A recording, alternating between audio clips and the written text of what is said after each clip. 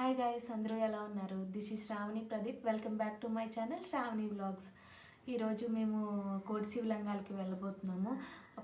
మా హస్బెండ్ ప్రదీప్ వాళ్ళ అన్నయ్య వాళ్ళు వచ్చారు. సో మేమైతే చాలాసార్లు వెళ్ళాం. వాళ్ళు ఫస్ట్ టైం విజిట్ చేస్తున్నారు. సో వాళ్ళని తీసుకొని మా కార్లో ఇక్కడ నుంచి మేము బెంగళూరులో ఉంటాము. బెంగళూరు నుంచి కోటి శివలింగాలకి 100 కిలోమీటర్స్. వాళ్ళతో మేము ఈరోజు కోటి శివలింగాలకి వెళ్ళబోతున్నాం. Let's get into the video.